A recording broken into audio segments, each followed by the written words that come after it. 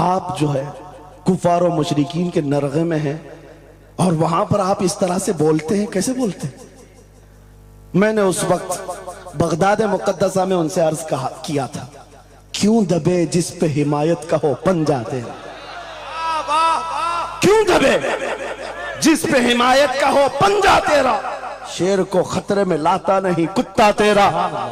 हाँ, हम तादाद में कम हैं, हम तादाद में कम हैं और बड़े हालात के मारे हुए हैं, लेकिन हमें अपनी तारीख याद है। बदर में भी तादाद कम थी, उहद में भी तादाद कम थी और सबसे बड़ी तादाद तो करबला में कम थी, लेकिन फतह का झंडा आज भी करबला वालों का ही लहरा रहा है। सुभान अल्लाह। तादाद माने नहीं रखती, कभी मत जाना इन सब मामलात पर।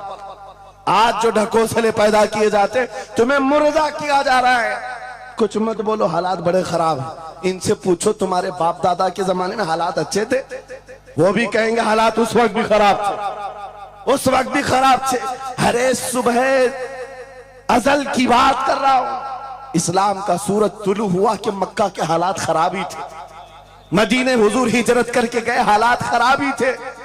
मैं आपको बताऊं, मेरी फिक्र करने वाले उलमा बड़े बड़े सादा बहुत दुआ करते हैं, लेकिन साथ में ये भी कहते हैं थोड़ा सा एहतियात से, क्या आपका होना यहां कौम के लिए जरूरी, इफादा इस्तिफादा लोगों का चलता रहेगा, फायदा होता रहे। मैं एक बात कहता हूं, मैं तो बहुत छोटा सा, बल्कि मैं कोई घास के लायक भी नहीं। इमाम हुसैन का होना कितना जरूरी था। सहाबा कराम के जमाने में अहले बैत का वो सबसे बड़ा चेहरा इमाम हुसैन का होना जरूरी था कि नहीं था?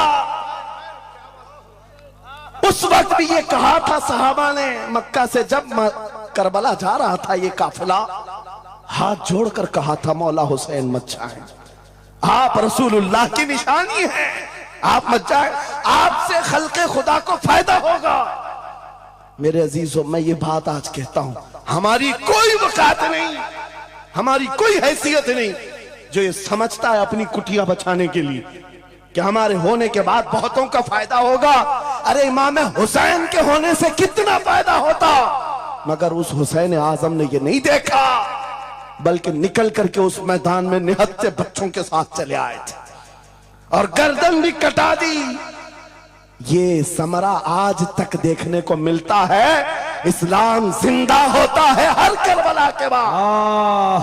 सुभान अल्लाह। इमाम हुसैन ने अजीम उस रुखसत पर नहीं अमल किया था, अजीमत का रास्ता इख्तियार किया, चले आए।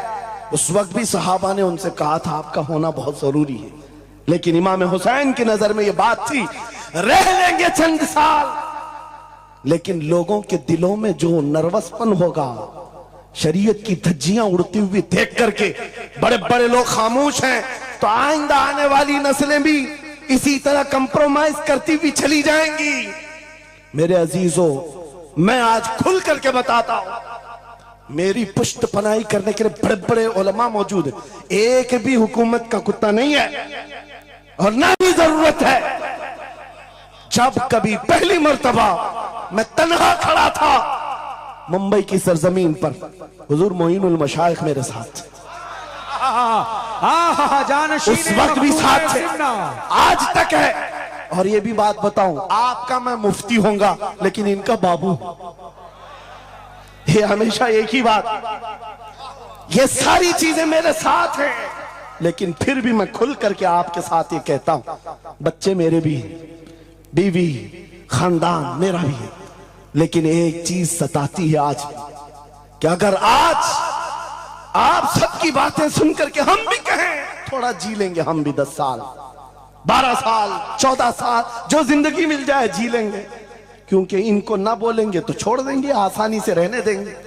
लेकिन एक नुकसान हम देख रहे हैं, कल को आने वाली नस्लें पूछेंगी, कल को आने वाली नस्लें पूछेंगी, जब नबी की शान में कुत्ते भौंकते थे, हमारे बाप दादा रोटियां सेका करते थे, उनके दिलों में कौन सा ईमान होगा, उनके दिलों में कैसी बुज़दिली आ जाएगी।